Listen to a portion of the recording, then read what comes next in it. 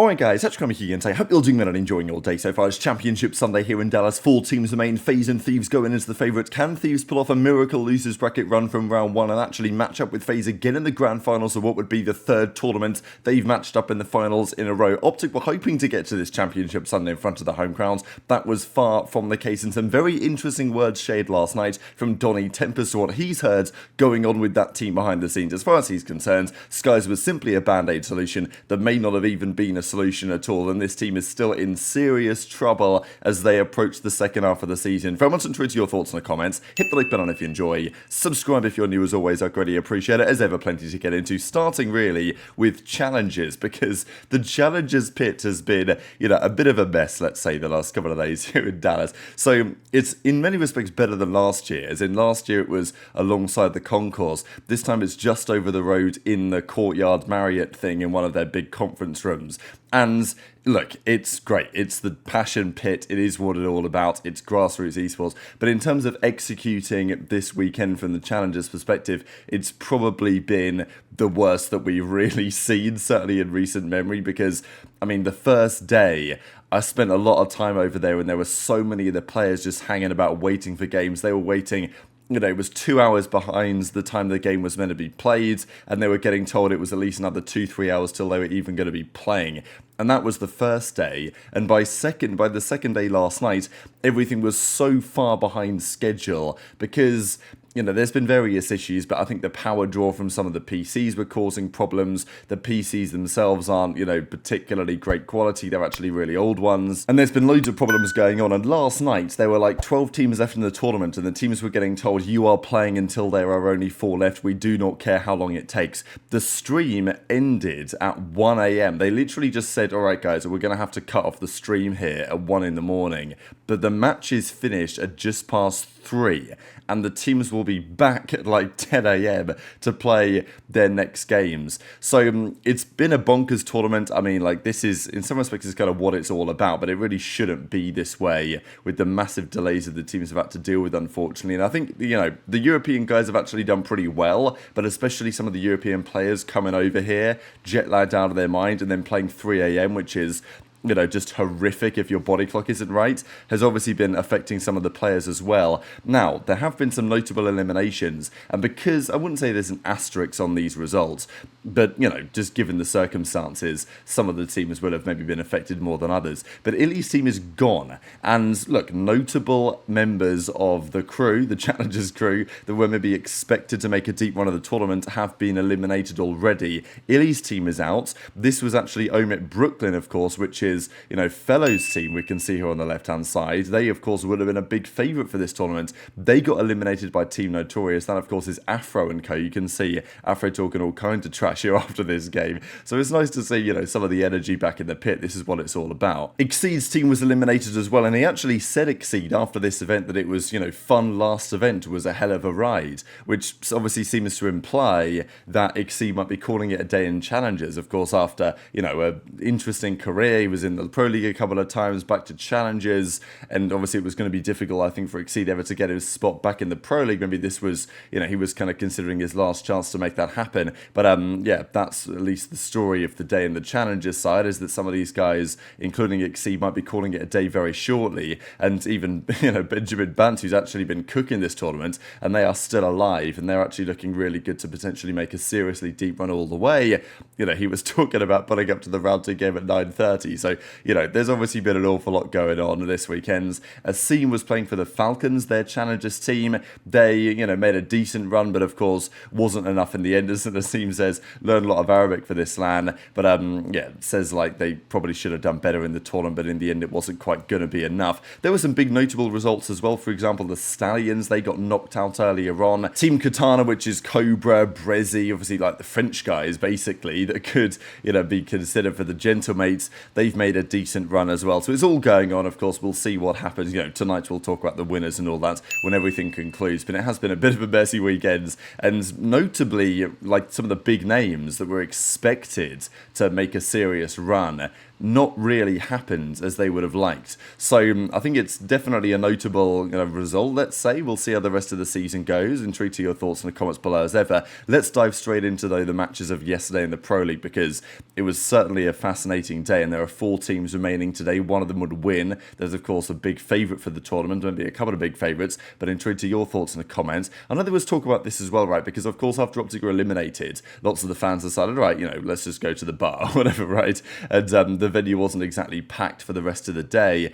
I know there's been talk, okay, we need like another OpTic fan base. Gentlemates, to be fair, like, yeah, their team is terrible, but they do have a phenomenal fan base, and hopefully their team can get better in due course. I think, as Clay says, building up a fan base that is even able to closely rival OpTic, or the idea of Thieves or FaZe maybe having more fans there in the venue to still support their teams, I wouldn't say it's a pipe dream, it's certainly possible, but it's something that takes years to accomplish, especially when those organisations aren't, really trying to support maybe their local fan base. It depends, of course, on your perspective, but, my feeling is that Thieves and FaZe have not hosted an event in the last few years. Toronto, I think, have done a lot of the heavy lifting of building a strong community and fan base because they've hosted plenty of events for their fans. Not really been the case for the other teams, and, I think that's hurt things to some extent. OpTic are hosting events every single year, and they're trying to do more than that. But speaking of OpTic, of course, they lost yesterday. Look, did I think that Skies was going to massively, renaissance, their team was going to look phenomenally better? No. I did, however, buy into the idea that OpTic in front of their home crowd have historically done incredibly well. If this event was, at another venue, I think I might have even predicted them to go out to the Minnesota Rocker, but, they didn't. They won that, and I thought, maybe they can beat Ultra, and if they beat Ultra, I fully expected them to make the Sunday, which, of course, Ultra eventually did. But, Ultra were far too strong in the end, and Skies with a pretty difficult, this is an outrageous image right here, but not, of course, the performance that he would have been wanting. And if we look at the overall KD, remaining KDs in the league, it's kind of crazy that after the first day, it was Shotzzy and I think Dashy were up here like a 1.55. That has quickly changed around, and right now it's Simp, JoeDeceives, Drazah leading the way, and Scrap just getting onto here as well. But, of course, that does not necessarily mean that Thieves can't continue to make a very impressive losers bracket run. So I think it's just the manner of OpTic's defeat yesterday that raised some questions, because, look, had they gone down to Toronto, Game 5, Round 11, it would have been like, okay, OpTic, maybe they've improved a little bit, they've still faced a team with not much practice, and we know that Toronto are good, they're 4th in the league right now in terms of standings, maybe they can get further based on the results today, but the fact that they lost in the fashion they did raised certainly more questions. And last night, there was a really interesting clip on the flank. So Temp joined the flank. Of course, he's, good boys with Kenny for a long time, speaks with Dashy as well. And Temp, was very open and honest that he'd had conversations with those guys, and he was hearing echoes from those conversations about what his team was like back on the Paris Legion days, which is never a comparison that you want to make. Hey, Don, I wanted to ask you, Don, obviously, these guys very well on OpTic, and they've been struggling right now. Are you surprised, Don, to see a roster like this just struggling in Black Ops 6? Bro, some like curses might be real. You win champs, just blow the whole organization up, bro. Like, I don't know what's going on. Those guys are awful. They need a 2-man change. Kenny literally had a .3. Like, the most bizarre shit was happening with them is over with. Whatever like structure they have, that shit just needs to get thrown out the window. Yeah. It's over with. Yeah. Like, especially the shit that I've heard, like, from and like within the team, like I've even been in calls with Brandon and Kit, like the team just sounds like some shit that I went through on like Paris, you know what I'm saying? Right. And they're OpTic, you know what I'm saying? So it's just like at that point it's over with. It's over with. Just blow the team up. Like, they're all great players. Like AG is an MVP player on a different team. Like Shotzzy is an MVP player on a different team. Like, something needs to just switch. It's not like someone on the team is bad, Right. Like Kenny had a .3. If you have a point, there's no way I'm not roasting Caesar, because Caesar joined a team where the team, first of all, Caesar was playing like shit, and then he got dropped for Priestahh, and Priestahh's playing like shit. Kenny was playing like shit, and then he got dropped for someone else playing like shit. on a team that's playing like shit. So I'm not even blaming Caesar. I'm saying the team is fucking chalked. It doesn't matter if they replace Caesar with fucking Jesus Christ. It's over. The team is done. It's over. There has to be a 2-man change. Like, yeah, everyone was getting slammed, and they are still getting on the team. Yeah, they have to Toronto actually are already third in the standings based on their performances so far, so they have overtaken the Ravens, and maybe Surge can also overtake the Ravens based on their results today. But OpTic is sitting at 110.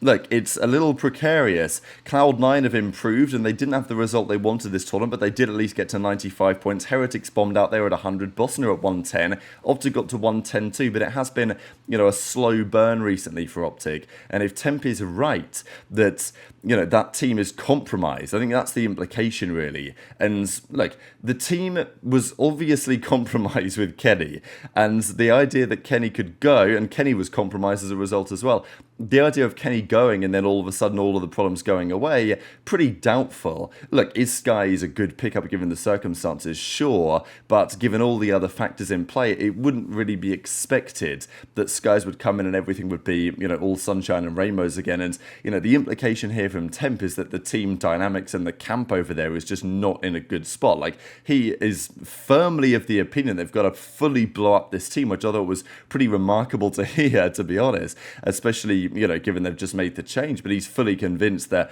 it's not going to be enough and they're going to have to do an awful lot of things.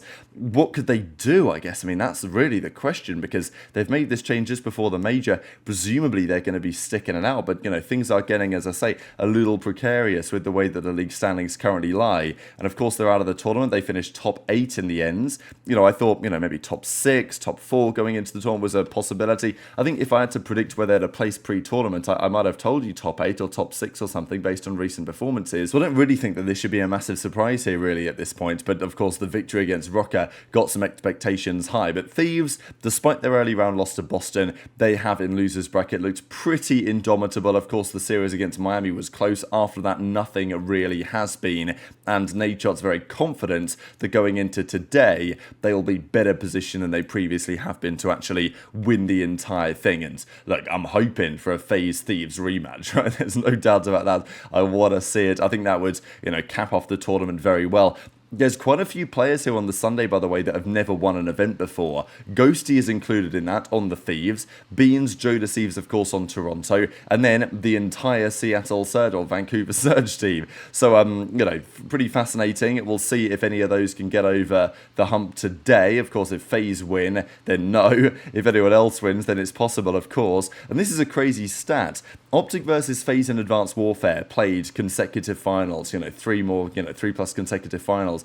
It's the first time, if Thieves and FaZe match up against each other in nearly a decade, that we will have 3 consecutive, grand finals with the same teams. Because they match up at EWC, they matched up at Major 1, and, if they match up again today in the finals, it's kind of something that we very, very rarely see, but it does indicate, I think, to some great extent, the state of the league right now. So this is the bracket. We go into the championship Sunday having had 0 map 5s all weekend. Surely we're going to get one today, even if it's just in the grand finals and it's a 4-1. At least we're going to get a map 5. But look, I think that it is going to be a more competitive day. Ultra have looked really good in the losers bracket. I mean, to be fair, you think about their losers run. Ultra have not lost a map in their losers run, and they lost the closest 3-0 ever to Cloud9 in the first round. So Ultra series have been interesting. They either get 3-0'd or they 3-0, right? So, if I had to guess, are they going to 3-0 Thieves or get 3-0'd? I'd probably say the Thieves are going to 3-0 them. But I think it could be a close one. But Thieves, their losers run has also looked really good. Ultra, look, I do rate this team, but I think, Championship Sunday, pressure's on. Thieves are incredibly confident, as are Toronto, but Thieves are obviously the favourites here. FaZe Surge is the game of the day in many respects, right? Because I want to see what happens here. FaZe have not looked unbeatable. They've looked very good, but they've not looked unbeatable. Surge, in a similar boat, really. We know that I beat them a couple of times online. Look, if I had to predict this series, I'm taking FaZe in 5. I think it's the sensible approach. But Surge's Search and Destroy could also be pretty good too.